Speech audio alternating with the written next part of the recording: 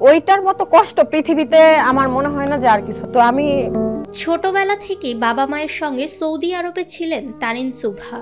সেখান থেকে যখন বাংলাদেশে আসে 2008 সালে, তখন তিনি 8ম শ্রেণীতে পড়েন। বাবা তাকে বিয়ে দিয়ে দেন।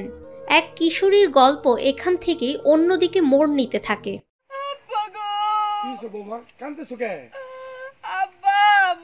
চিকিৎসকরা অভিনেত্রী তানিন সুবহাকে ক্লিনিক্যালি ডেথ ঘোষণা করেছেন। এই অভিনেত্রী কিশোরী বেলায় মা হয়েছেন। মেয়ের জন্য টাকা আয় করার সময় সহজ রাস্তার খোঁজ করছিলেন। সেই খোঁজেই একসময় সবিজে আসেন তানিন। ধরনের উপস্থাপিকা বরিশাল গেলে এরা তো সুবাইতো দরিরা বিশ্বাস করেন সুবাইতো। আর যদি 8ম শ্রেণীতে পড়ার সময় তার খালাতো ভাইয়ের সঙ্গে বিয়ে হয়। মেয়ের মা হন তানিন সুবহা। কিন্তু বিয়েটি টেকেনি বেশি দিন। আবার পড়াশোনা শুরু করেন তিনি।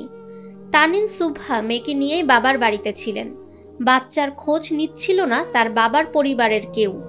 বাচ্চাকে ভালো রাখার জন্য তাড়াতাড়ি প্রতিষ্ঠিত হতে চাচ্ছিলেন তানিন সুবহা। বান্ধবীর কাছ থেকে টাকা ধার নিয়ে ক্লোজ আপ 1 গানের অডিশনে গিয়েছিলেন তিনি।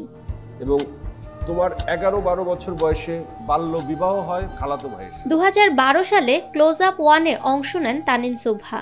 কিন্তু সেই প্রতিযোগিতায় বেশি দূর এগোতে পারেননি তিনি। একটা সময় বাদ পড়ে যান।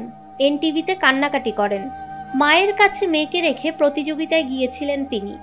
তানিনের মেয়ের বয়স তখন 6 মাস। ছবি থেকেই মিডিয়াতে আসা, আমার সিনেমাতে আসা মাটির পরী ছিল আমার প্রথম। কিন্তু ওই অডিশন থেকেই সবিজে কাজ করার স্বপ্ন আরো জোরালোভাবে দেখতে শুরু করেন তিনি। ফেসবুকে একটি অ্যাকাউন্ট খোলেন তানিন।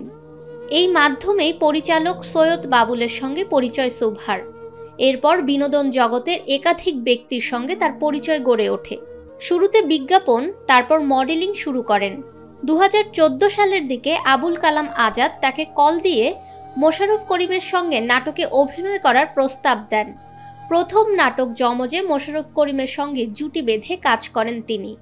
তানিন সুবহা অভিনীত 7টি সিনেমা মুক্তি পেয়েছে। আসলে এটা নিয়ে বলতে গেলে তো অনেক কিছুই বলতে হয়, ওরকম বলার মতো সাহস নাই। 2022 সালে একটি ভিডিও সাক্ষাৎকারে এসব কথা বলেন তানিন সুবহা।